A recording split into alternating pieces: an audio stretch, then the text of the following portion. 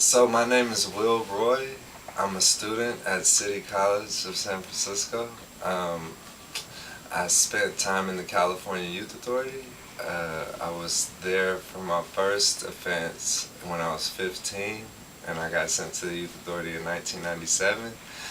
I spent 6 years in the California Youth Authority, so I got out when I was 21, and the year was 2003.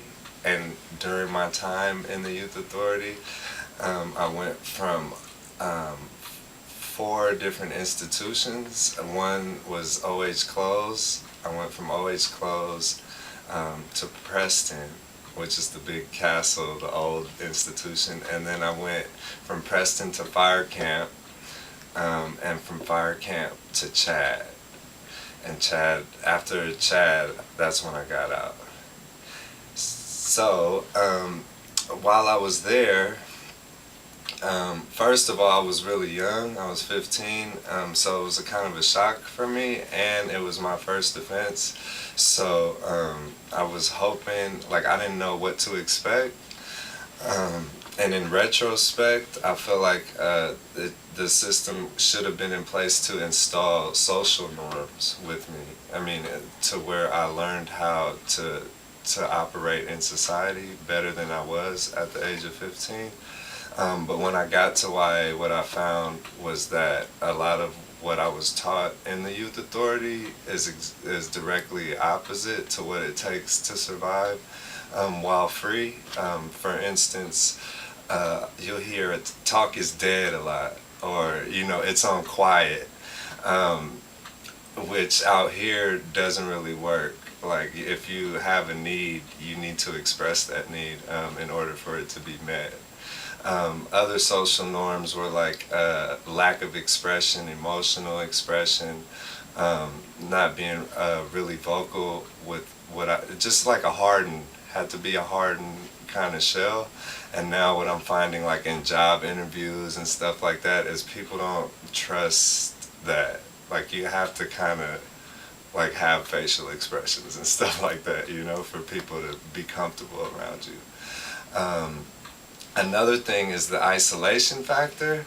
Like, I'm from San Francisco, which is really a high urban area. They took me from San Francisco, brought me to Stockton, which I had never been before, and brought me to Stockton to teach me how to live in San Francisco. Now, Stockton and San Francisco are two totally different places, and I feel the reason for that is that the system takes like our resources, which are young people, and brings them into these rural areas and offers employment to people in those rural areas. So basically, it's a transformation of resources, so to speak.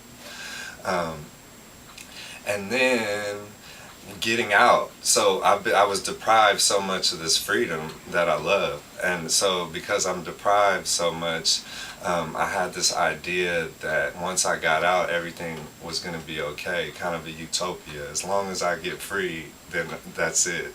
And what I found is that I was really dependent on this system for certain things, like meals and residency, or whatever you want to call it.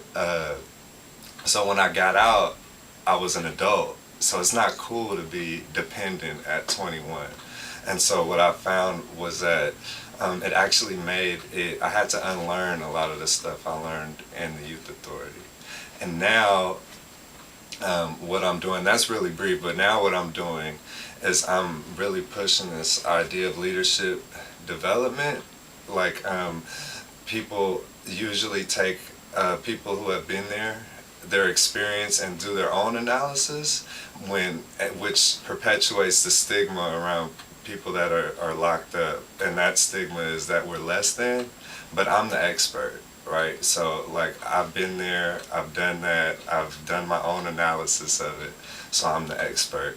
And being the expert, my solutions would be to first of all, keep people in their communities, just because it's better that way. You can't really teach somebody how to live in their community by taking them out of their community. Also, And I'm not pushing this idea that like violent criminals should be left outside. Like I feel like for a public safety issue, that they should be taken out. But for what purpose is the question? And for me, the purpose is more individualized treatment. So what needs were unmet when they committed their crime, and how can we help them provide those needs themselves?